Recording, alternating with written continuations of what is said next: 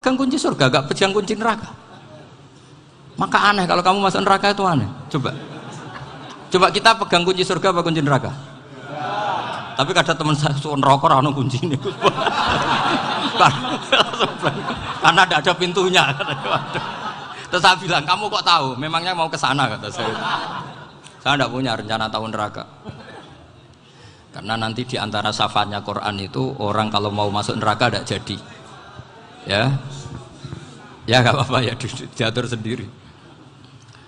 Jadi di antara syafaatnya Quran itu orang nggak jadi masuk neraka. Jadi syafaat itu ada dua, dari neraka diangkat ke surga, dan itu bisa lama itu. Tapi kalau syafaatnya Quran itu yang belum masuk neraka supaya nggak jadi masuk neraka. Karena neraka juga punya aturan, dia juga kena aturan fikih. Jadi, loh betul ini, saya ada guyon. Jadi kena konstitusi apa? Fikih. Sama tak ceritani syafaatnya Quran itu. Ada orang itu beling itu fasik. Itu dihafal surat Tabarok. Hafal betul. Tabarakalladzi biyadihil mulku wa huwa ala kulli syai'in qadir alladzi khalaqal mauta wal hayata. Pertanyaannya gini, boleh enggak orang menginjek surat Baqarah? Boleh enggak? Enggak. Padahal orang hafal Quran itu artinya ayat itu ada di hatinya. Fa inna wa ta'ala la yu'adzibu qalban wa al-Qur'ana. Allah tidak akan menyiksa hati yang menyimpan Quran, yang jadi flash disknya Quran, yang jadi rekaman Quran. Singkat cerita orang ini hafal. Pas ketemu Mungkar Nakir prosedur kan, ini orang fasik mau diantemin sama Mungkar Nakir. Prosedur ya, dia kan prosedur standar. Si surat Tabarok akhirnya menjelma jadi seseorang yang gagah berani. Kamu nggak boleh nyiksa orang ini. Saya ini kalamuwah. Kalau kamu nyiksa dia berarti nyiksa saya. Kamu berani sama kalamuwah. Wah ya tidak berani jadi Mungkar Nakir. Tapi orang itu nakal, harus saya gebukin. Tapi kata Quran tadi, tapi saya di situ pasti kena saya. Oh debat, nggak ada lajnahnya, ini nggak ikut. Kalau Gus Wirjon ikut jadi lajnah. Kalau jadi lajnah pasti kroninan, kalau santrinya dimenangkan nanti. Akhirnya debat. Ya sudah kita ketemu Allah. Akhirnya Mungkar Nakir sama Quran tadi surat Tabarok datang, sowan sama Allah. Terus kata Allah, memangnya kenapa Mungkar Nakir? Saya harus nyiksa dia karena dia fasik ya Allah. Memangnya kenapa surat Tabarok? Saya ada di situ. Menurut aturan orang tuh nggak boleh injak-injak Quran. Kalau dia nutuk saya, nutuk Quran, itu harus dikasih tahu fikihnya Mungkar Nakir. Akhirnya Allah ngendikan gini ke surat Tabarok. Ya sudah terserah kamu. Kalau terserah kula Gusti, Mungkar Nakir nggak boleh nyentuh orang ini. Ya sudah selamat. Sehingga terus itu sama baca di termasuk mukjizatnya surat Tabarok di tafsir Ibnu Katsir banyak. Karena tadi logikanya malaikat itu juga kena aturan fikih. Sehingga banyak ulama termasuk Said Muhammad ngendikan pertanyaan Mungkar Nakir itu tidak semua orang kena. Kalau semua orang kena nanti kalau tanya Nabi Muhammad, waman nabiyuka? Kacau kan jamnya. Nabi kamu siapa? Lu saya ini nabi. Ya kan? Lah nanti kalau pas ketemu Nabi Ibrahim, waman abuka? Jadi repot kan? Makanya ada kiai yang guyon kalau ditanya merebuka, saya ini guru tauhid sembrono. Saya ini ngajar Ummul Barohin, kamu tanya merebuka. Masyhur itu keramatnya Imam Malik itu. Ada Ashabu Malik, rajulun min ashabi Malik. Beliau ditanya Mungkar Nakir merebuka menabiuka. Imam Malik datang, ini seumur-umurnya itu ngajar tauhid. Kok kamu bedai enggak sopan kamu? Dan kita berharap barokah sampean ngaji nanti itu. Yes. Malaikat itu anak sungkane gitu. Jadi dan saya meskipun guyon itu serius. Bedanya orang alim sama ndak itu di situ. Kalau orang alim itu guyon itu masih bener, masih serius. Coba saya bacakan ayatnya. Ala inna auliya Allahi la khaufun alaihim wa lahum yahzanun. Terus lahumul busyra fil hayatid dunya fil akhirah. Artinya kalau Mungkar Nakir dengan penampilan garang gitu, berarti ada ketakutan apa enggak? Ada, padahal ciri utama walinya Allah tidak ada ketakutan. Makanya itu termasuk dalilnya Sayyid Muhammad, tidak semua orang alami seperti itu karena wali-wali itu la khaufun alaihim wa lahum yahzanun. Wah anak kiai ketemu karena kerja buat tidur wedek. Iku dreseke ora kok pertanyaan tok, nak konan santri piye? Lho wis kiai dihanjuti Mungkar Nakir. Malu gak kira-kira? Mesti pelengahan konan santri piye. Nak jawabannya gampang karena pernah ngajar tauhid. Makanya Sayyidina Ali ini cerita ini ada di kitab Nurul Dzolam, sama lihat di kitab Nurul Dzolam karangannya Syekh Nawawi Banten. Itu Sayyidina Ali itu ya, andai kan orang biasa mungkin ya agak-agak hasut, tapi ini wali gak boleh kamu katakan hasut. Dia itu mangkal sama Umar. Orang kok setiap orang pernah dibentak. Apa dia berani bentak Munkar Nakir? Penasaran dia.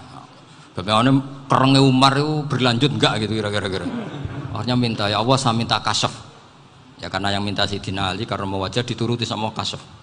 Dilihat Sayyidina Umar pas meninggal itu. Jadi hasud itu ya kadang penting asal baik.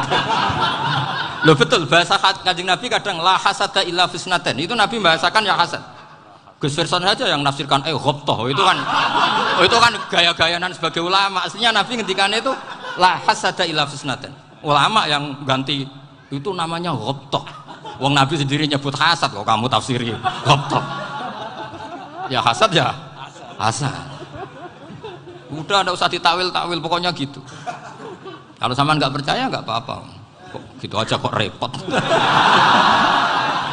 Karena sampean nggak percaya kemungkinannya dua.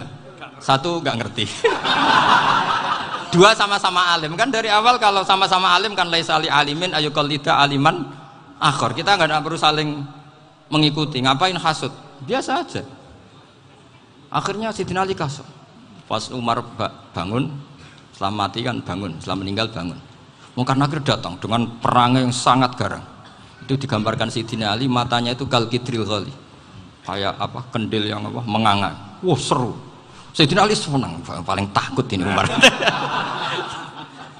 Senangnya bukan main, wah ini mesti takut Umar. Biasa.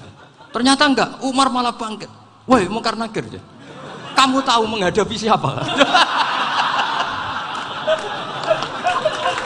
Itu betul ya?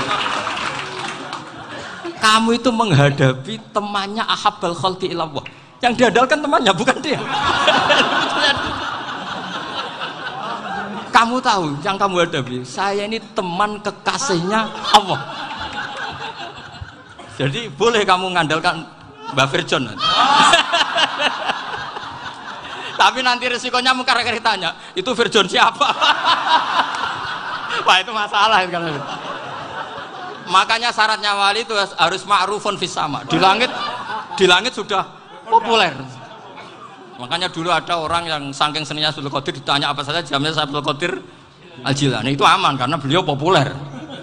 Makanya program kita harus populer dulu di langit.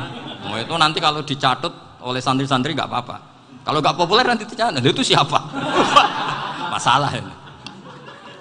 Umar itu yang dibanggakan itu, kamu tahu saya siapa? Ya enggak tahu. Saya ini temannya kekasihnya Allah. Temannya Muhammad. Iya Muhammad Rasul. Wah mikir, waduh.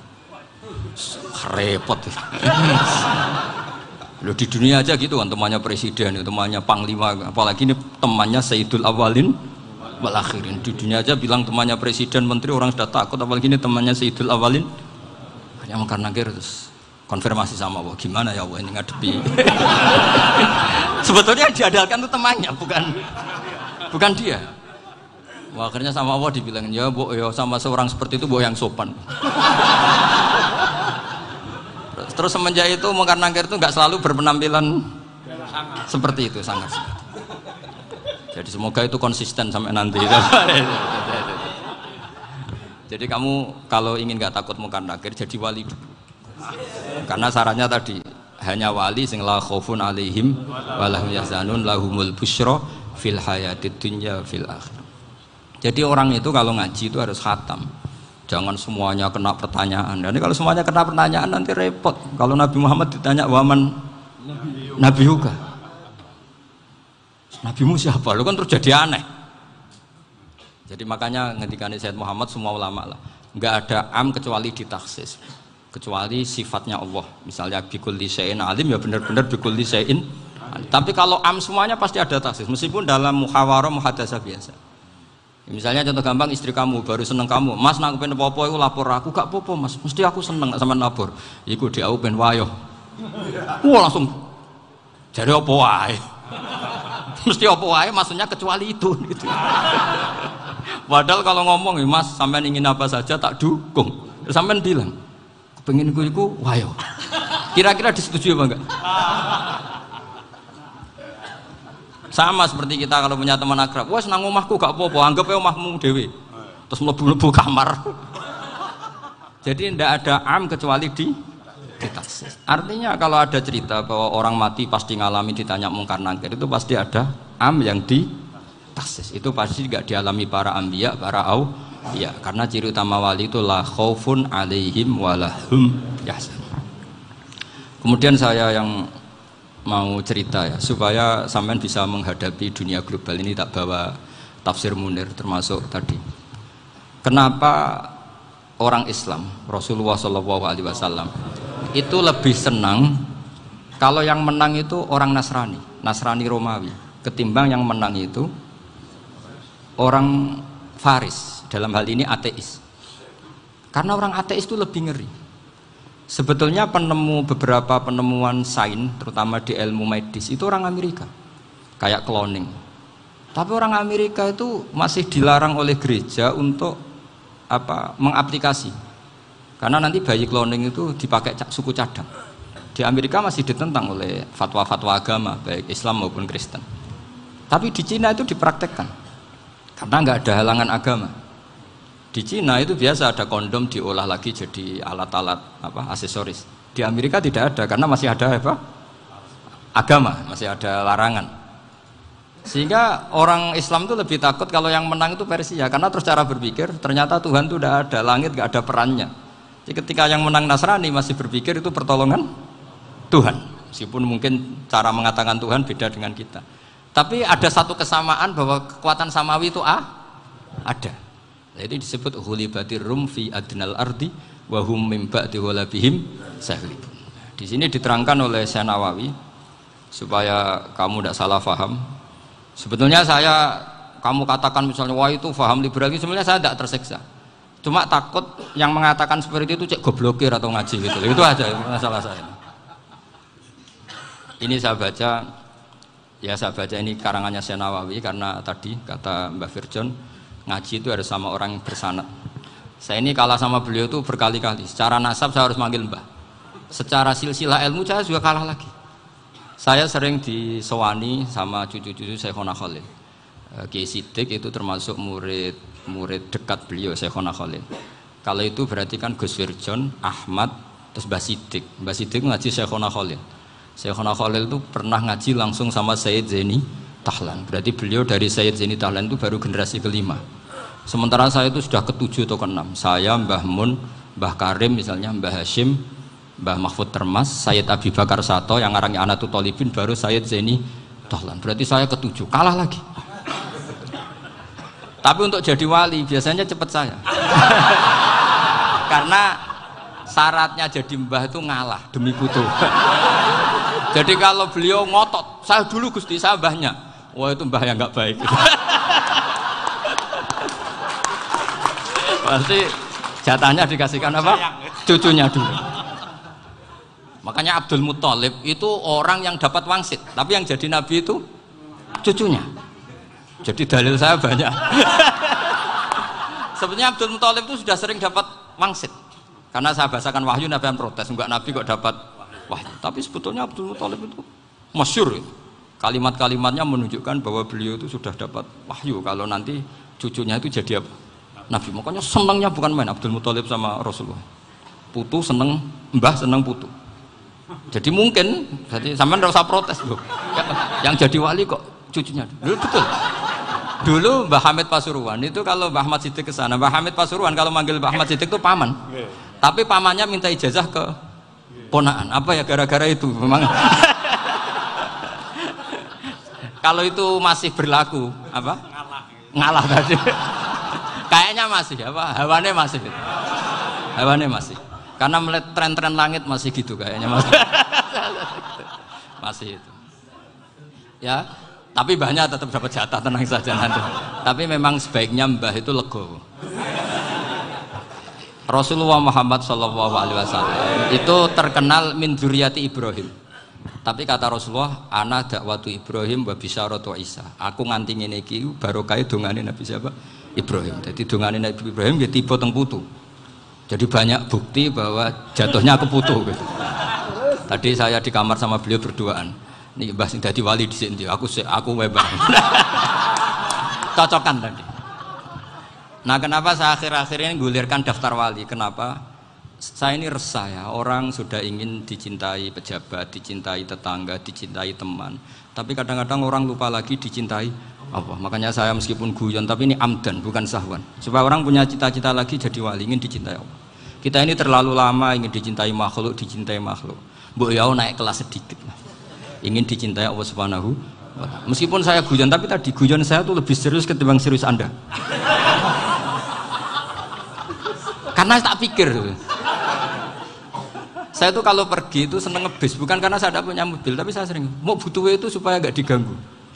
Karena saya tuh harus punya waktu sendiri. Kalau bis kan ketemu orang nggak kenal, tapi sekarang ya gak susah, banyak yang kenal. Dan susahnya lagi gak minta ijazah, minta foto. Aduh, repot tuh. Mau dibenci itu umatnya Rasulullah Shallallahu Alaihi Wasallam. Mau disetujui itu sanatnya mana? Kalau ketemu orang alim minta apa? Foto. Itu nggak ada sanatnya. Nggak tahu saya itu mazhab dari mana itu. Ya mazhab milenial yang jelas itu kan. Ini tak baca ya biar dapat, karena ini kenangan saya sama Mbak Ahmad Siddiq. Saya masih ingat betul beliau ngisi hallnya Mbak Abdullah bin Umar, berarti abahnya Mbak Hamid. Karena mbah saya itu Fatimah binti Khalid bin Umar, kalau Mbak Hamid itu Hamid bin Abdullah bin Umar. Itu saya masih ingat betul zaman itu Mbah Hamid tiap hall di Lasem itu rawuh dan saya derek mbah saya karena masih misanan datang ke Lasem. Itu beliau pas itu ngisi sama Mbah Mun. Mbah Mun masih muda, Ki Ahmad Siddiq sepuh senior. Itu beliau cerita bahwa dulu ketika Indonesia dijajah Jepang itu para kiai mimpi dibacakan ayat Ghulibatir Rum fi adnal ardi wa hum min ba'di ghalabihim. Terus ada kiai yang tanya, takwilannya gimana? Ya nanti Jepang pulang bukan karena kita yang mengalahkan, tapi Jepang ada yang mengalahkan sendiri, meskipun tidak kita. Kayak dulu Faris tidak dikalahkan Islam, tapi dikalahkan Romawi, tapi yang senang umat Islam. Wa yauma idzi yafrahul mu'min. Itu luar biasa ulama-ulama kita. Delalah kejadiannya Indonesia seperti itu.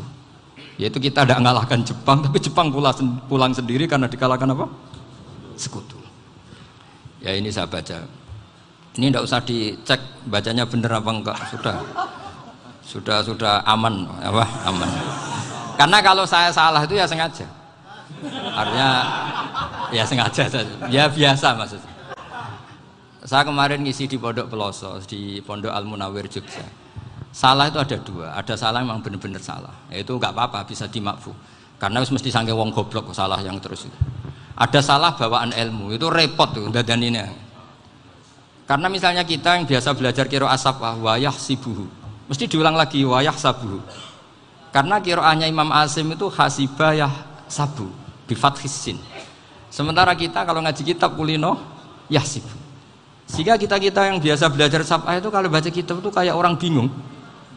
Kadang-kadang yang ngaji juga bingung. Gus Pak mau di bulan pilih, ya tepat-tepatan. Ada yang mengatakan Gus Pak bingung. Ada yang mengatakan Gus Ba alim alamah, ya tepat-tepat nasib tadi.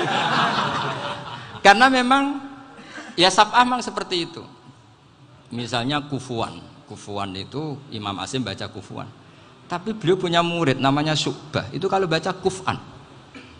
Makanya kita itu, ini kan khataman Quran ya, jadi saya menyinggung sedikit tentang qiraah sab'ah. Tadi beliau juga sudah tak kasih kitab saya Hifdzuna Liyadal Mushaf. Sama tak ajari latihan sab'ah, memang angel ya. Makanya yang nggak bisa itu wong pinter. Sudah tahu angel ya nggak usah diteruskan kan. Orang menghindari barang angel itu pinter apa goblok? Pinter. Berarti wong goblok pinter. Saya tuh makanya sama orang goblok tuh respect. Jadi orang alim tuh angel apa gampang? Angel. Menghindari barang angel pinter apa goblok? Loh, orang menghindari barang angel pinter apa goblok? Pinter. Berarti wong goblok pinter. Jadi saya sama orang-orang goblok itu respect. Sudah tahu jadi orang alim angel ya barang angel ya harus dihindari. Makanya saya ini insya Allah umatnya Nabi yang termasuk yang terbaik. Amin. Karena mencintai umatnya Nabi termasuk yang goblok. Waduh, itu tidak gampang itu. Karena tadi sudah tahu ya. Seperti itu loh orang naik Panjat Pinang itu yang naik karena ingin hadiah. Yang nonton sudah tahu wah licin kok dinaikin mau keplodok ya. Tapi orang sepakat yang nonton juga pinter karena sudah tahu ribet kok. Tuku yang pasar kena lah apa mana. Sama juga gitu. Ngalim tafsir angel, ngalim fikih angel. Tapi karek ngaji ngerekam kan gampang. Itu pinter apa goblok? Pinter. Iya. Makanya kula niku mbok burohno ngono tok. Saya tadi dinasihati Mbak Firjon, moga-moga hati saya selamat. Saya itu meskipun kata orang banyak, muhibbin saya banyak, tapi saya insya Allah tidak riya. Saya itu pakai kitab namanya Tasbidul Fuad, itu karangannya Said Abdul Al-Haddad. Ketika beliau punya muhibbin banyak ditanya, bagaimana ya Habib Anda menjaga hati Anda? Jamnya Said Abdul Al-Haddad itu unik. Innama azzamu Allah. Mereka itu sebenarnya menghormati Allah, cuma butuh sarana, dan itu saya. Jadi saya tahu sampean semua itu mencintai Quran, mencintai sunnah Rasul, mencintai hadis-hadis Rasul. Cuma sampean kan karena nggak paham, terus manfaatkan saya. Jadi sebenarnya saya ini korban. Korban. Jadi saya mau riak gimana? Korban kok mau. Bangganya di mana tuh? Coba sampean misalnya ngaji tafsir, belajar sendiri kan susah. Terkibnya susah, maknanya susah. Bahkan beli kitabnya kadang nggak kuat.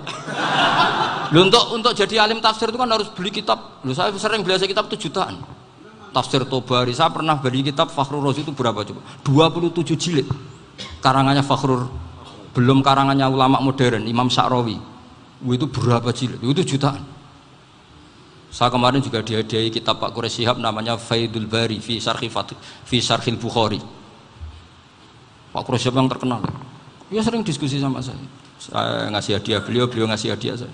Oh itu harganya nggak kuat. Tidak kuat kadang di Indonesia nggak ada coba. Dan sama orang hebat menghindari kesulitan itu. Nah, kesulitan itu, sebab ngaji ikut, kalau nggak paham dirukok rekamannya sudah. Gitu. Pinter mana sampean sama saya? Pinter sampean kan? Bikin sosis susah, beli aja kok repot kan? Nah, makanya nggak boleh orang bilang, wah aku goblok reso tafsir, aku wong pinter. Makanya nanti kalau saya ketemu Nabi tidak termasuk orang yang mentahkir orang Islam. Kafabil mari isman ayah kira akhahul muslim. Jadi cukup orang itu dosa kalau menyepelekan orang Islam, termasuk darani sampean goblok itu dosa. Caranya enggak darani goblok ya tadi di logika tadi. Alim itu angel, ngendari angel itu pinter, berarti wong bodoh pinter ya sudah gitu. Tapi tetap bodoh. Tapi ini satu cara untuk saya respect gitu. Coba orang yang ngaji tafsir saya banyak, mungkin ribuan. Itu sebetulnya mencintai Quran. Karena Quran adalah kitab suci yang panduannya umat Islam. Sangat mencintai Quran. Terus kemudian mereka nggak paham. Terus mencari orang yang memahamkan. Burohno lah cara Jawa ini. Terus keren saya itu di mana coba? Lah terus mereka kurang ajarnya gini, kalau paham itu ya alhamdulillah paham. Kowe nak ngaji Gus bae ngono tok. Tapi nek ora paham, ora nyalano akale. Mari Gus Bahan nerangno cepet, mulane gak paham. Ora kok nyalano teke sing lelet. Maksud kan masyaallah naudzubillah tenan. Sebetulnya tingkat kurang ajarnya tinggi Gus sebenarnya. Jadi kalau nggak paham itu kadang nggak nyalahno uteke. Kayak mau misalnya, mau mari mikir ra jelas. Padahal misalnya jelas ora mesti paham, bodoh. Paham?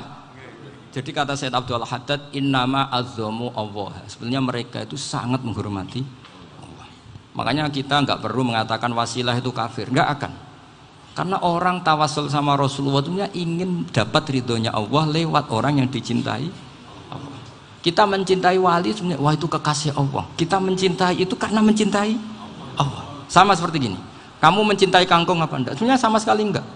Tapi kamu ingin sehat, ada asupan gizi. Kamu ingin tubuh kamu sehat, butuh asupan gizi. Kemudian kamu makan kangkung. Apa terus kamu cinta kangkung? Kan enggak.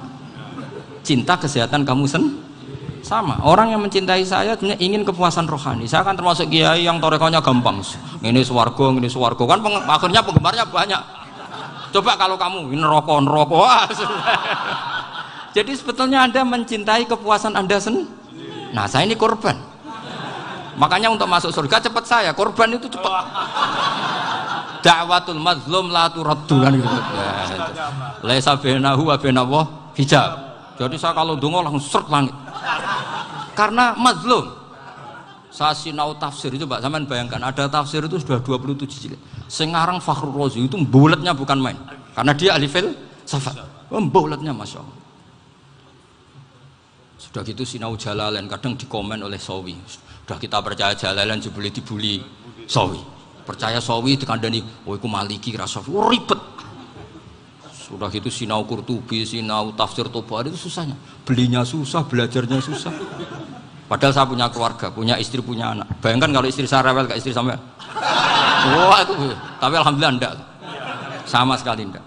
Allah sudah milihkan, wah ini bahaya kalau punya istri rewel. Imam Sibawai itu kitabnya banyak, tapi yang terbukukan hanya kitab Sibawai. Karena beliau kalau sudah belajar lupa istri. Hanya pas beliau di pasar, kitabnya dibakar semua sama istrinya. Karena dianggap saingannya. Ternyata yang dicerai tidak kitabnya, malah istrinya. Itu Imam siapa? Tapi alhamdulillah kitab saya nggak terbakar, aman. Saya teruskan ya. Jadi untuk menjaga riya dilatih innama azzamu Allah. Sebenarnya mereka itu menghormati Allah. Sehingga wasail-wasail itu sebenarnya nggak pernah jadi subjek pelaku utama, tetap Allah. Sebab itu kata Sayyid Muhammad, kamu kok mengatakan wasilah itu kafir itu gimana? Ketika innallaha qad ba'atsa lakum taluta malika. Talut itu ya manusia. PD-nya itu apa? Inna ayata mulkihi ayyatiyakumut tabut fihi sakinatum mir rabbikum wa baqiyatum mimma taraka alu Musa wa alu Haruna tahmiluhul malaika. Jadi beliau PD itu kalau bawa sunduk semacam peti sakti, sing di situ ada baqiyatum mimma taraka alu Musa wa alu Haruna tahmiluhul malaika. Ya kayak semacam jimat. Tapi saya bukan mensyariatkan jimat enggak, karena nanti banyak penjual yang pembohong juga gitu loh. Cuma cerita, kamu tidak usah mengatakan kafir. Dulu Talut PD-nya kalau bawa sunduk semacam peti kesaktian yang di situ ada baqiyatum mimma taraka alu Musa wa alu Haruna tahmiluhul malaika. Sehingga Khalid bin Walid meskipun beliau sahabat dan menyaksikan wajah Rasulullah SAW, itu bawa sya'aratun min sya'aratihi Rasulullah SAW, bawa rambutnya Nabi. Perang kemana-mana itu diletakkan di pecinya. Nanti sama tanya lagi, masa pakai peci Khalid bin Walid ini? Wah panjang, sampai itu repot. Sampai tak warai ngaji usul fikih. Usul fikih itu kalau ngaji itu ada istilah tangkihul manat. Ini mesti ini wilayah yang kita bisa berdebat sama Mbah Firjon. Dulu itu musuh saya karena saya makili Anwar, beliau makili Peloso. Tapi tahu-tahu kalah tua terus saya mengundurkan diri. Di fikih itu ada istilah, ada tangkihul manat, ada tahqiqul manat, ada tangkihul manat. Tangkih itu kira-kira gini, lafadz hadis itu dibuang sekian untuk tahu bahwa itu madarul hukmi. Misalnya gini, tak beri contoh paling gampang. Sama harus paham, kalau nggak paham nggak pinter-pinter. Ja'a a'rabiyun ila Rasulillah sallallahu alaihi wasallam. Ya karena ini menghormati Mbah Ahmad Siddiq, beliau saya orang alim, jadi ngaji ini tetap ada suasana alim. Ya harus ada suasana alim. Nggak perlu jadi orang alim tadi, susah. Sudah ngedari susah itu pintar. Sudah itu aja. Jadi orang alim susah, ngedari barang susah pintar. Berarti orang tidak alim pintar. Nah, meskipun tetap sudah kita itu pegangi sampai mati nanti. Loh, jadi orang alim itu repot. Itu kata Imam Ghazali, kalau orang alim kalau mau masuk surga itu sama Allah nggak boleh. Kif, kamu nggak boleh langsung masuk surga. Coba cari umat kamu, syafaati dulu. Nah, saya takut nyari sampean nggak bisa kembali. Saya tidak punya rencana itu. Pokoknya mau masuk. Golek sampean kuaduan, aduan balik raroh dewe, repot nanti saya. Berat jadi orang alim itu berat. Ya saya teruskan ya. Ada tangkihul manat. Ja'a a'rabiyun ila Rasulillah sallallahu alaihi wasallam. Faqala ahlaktu wa ma ahlakaka qal waqatu imraati fi nahari Ramadan. Ya sidang kita, saya ini rusak ya Rasulullah. Kenapa? Karena saya menjima istri saya fi nahari Ramadan. Terus kata Nabi, kamu harus bayar kafarah. Napa Nabi kafarah? Puasa 2 bulan. Wong baru 1 hari aja terjadi gitu kok disuruh puasa 2 bulan. Ya tidak kuat ya Rasulullah.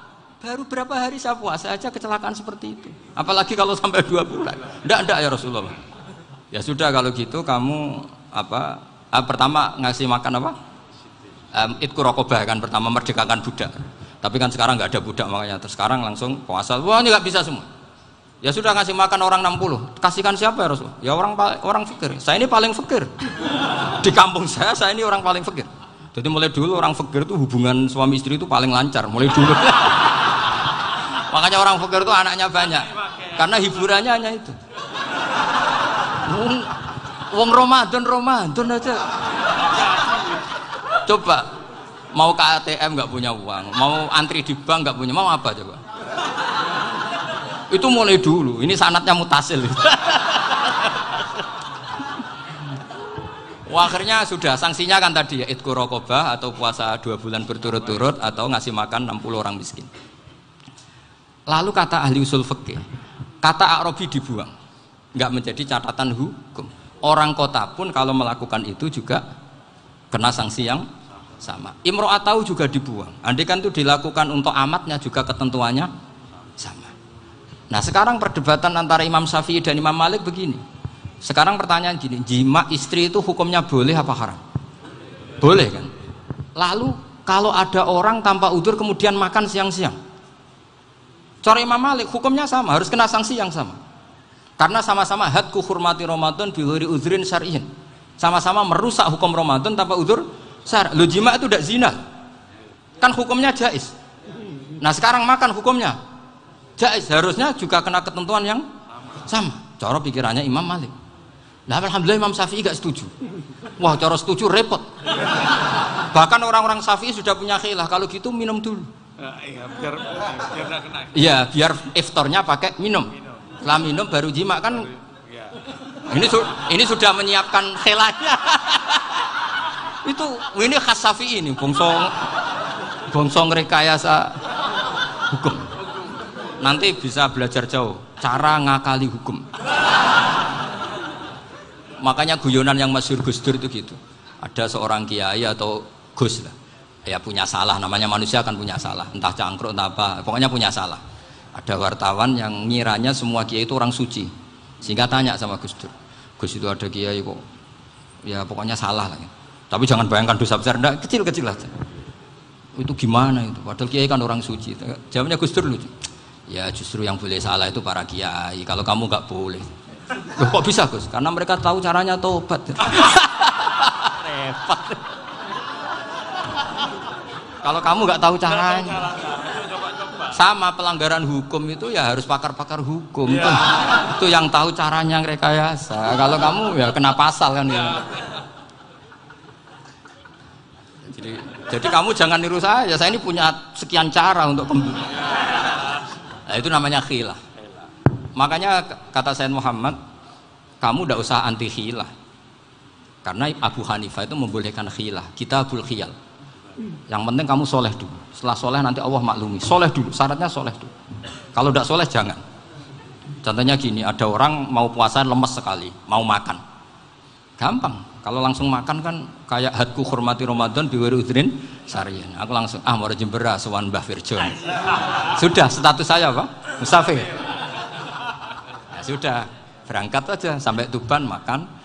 Nanti kalau nggak jadi ya nggak apa-apa sudah. Kan mulai pergi sudah musafir. Saya tidak tahu nanti malaikat tertarik gebuki nggak tahu. Tapi itu ada khilahnya. Asal soleh lah. Karena kata Sayyid Muhammad dan semua kitab mengatakan itu. Kalau sama nggak tahu ya kebablasan. Nabi Ayub, nabi yang terkenal Gudiken itu siapa? Ayub ya. Nah, itu yang Israiliyatnya akan seru lah. Gudiken dikukur bek kreweng itu terlalu lah kalau itu. Untuk kreweng konti ning Arab ora ono kreweng itu sudah masalah itu. Singkat cerita, Nabi Ayub ketika diasingkan kaumnya itu kan nggak punya sumber makanan. Lah orang lelaki itu mulai dulu egois. Istrinya Nabi Ayub itu cantik sekali, udah cantik, rambutnya bagus. Makanya kamu nggak usah tanya kenapa istrinya kayak banyak yang cantik. Ya, warasatul anbiya, nggak boleh gitu. Kalau nggak cantik ya warasatul anbiya dari segi balak. Istrinya Nabi itu semuanya cantik. Nggak usah tanya sebabnya apa, pokoknya gitu, semuanya cantik. Singkat cerita, beberapa kali istrinya Nabi Ayub itu kerja demi bisa nafkahi Nabi siapa? Suatu saat itu tidak ada pekerjaan yang cukup untuk beli roti. Satu-satunya peluang dapat rezeki itu putrinya raja itu rambutnya berondoli.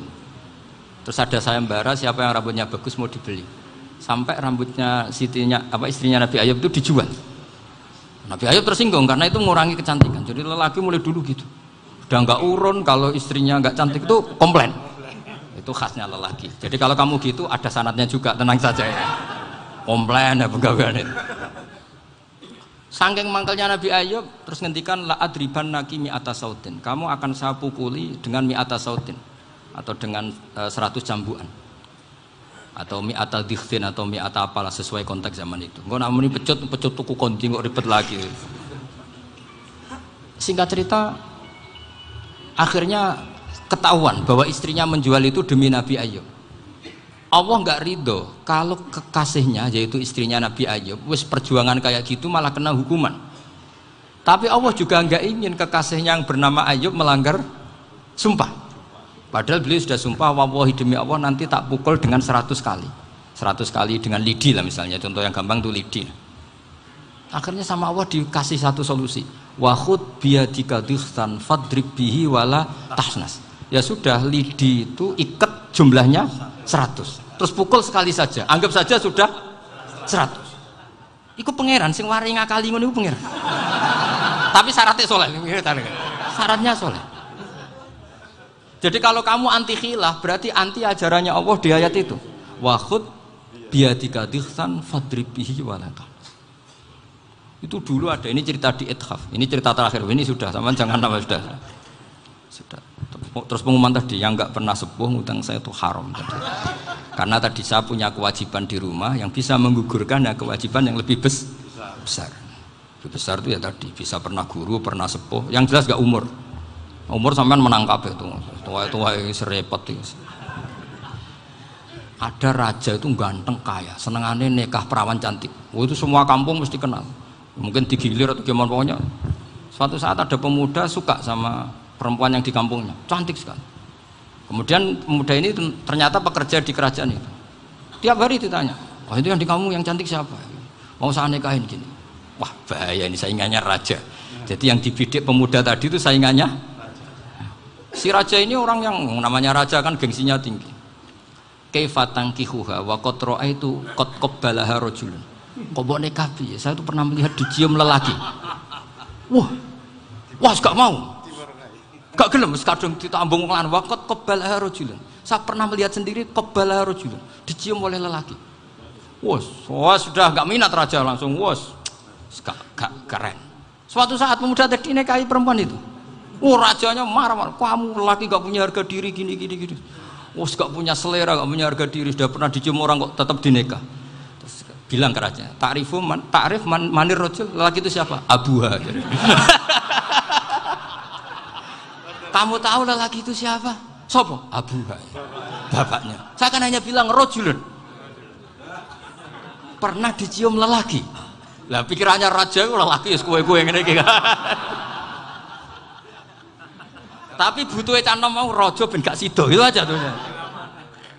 Baru kayak digulirkan gitu waqat qabbalah rajulun. Wah nggak mau. Setelah itu suatu saat pegawainya tadi nikahi perempuan. Kamu nggak punya harga diri gini. Kamu tahu manir rajul apa abuha. Wah nak ngono aku gak apa-apa. Lah monggo sakniki wis bojo kula. Ora trimo wis diambung wis macam-macam. Lah itu namanya khilah. Apa? Khilah. Kalau di Balawa disebut tauriyah atau apalah. Tapi saya tidak ngajari sampean seperti itu. Sudah pinter sebelum saya ajarin. Bangsa ngakali kan sudah pinter. Ya ini terakhir tak baca Arabnya saja nanti. Bismillahirrahmanirrahim. Biar dapat barokahnya Syekh Nawawi juga barokahnya guru-guru. Bismillahirrahmanirrahim. Wasababu nuzuli hadil ayati annahu kana baina farisa war rumi qitalun wa kanal musyrikuna yawadduna antaghliba farisu ar-ruma li anna farisa kanu majusiyan ummiyin wal muslimuna yawadduna ghalabatar rum ala faris liqaunihim ahla kitabin. Jadi zaman dulu orang Islam lebih senang kalau yang menang itu orang Nasrani. Kalau bandingannya ateis. Karena bagaimanapun percaya kekuatan langit. Sementara orang ateis sama sekali tidak percaya kekuatan.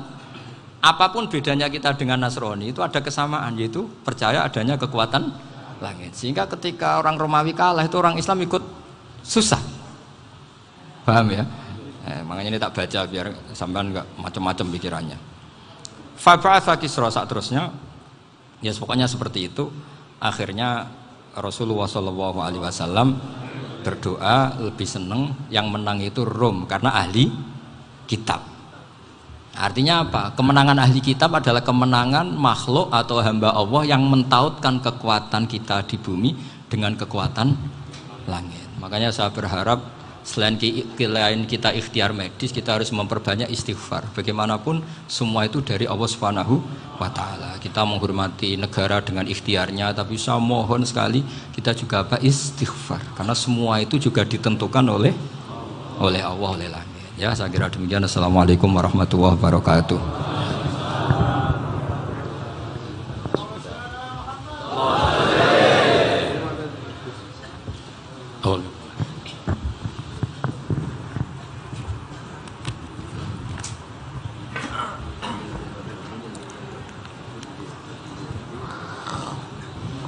Assalamualaikum warahmatullahi wabarakatuh.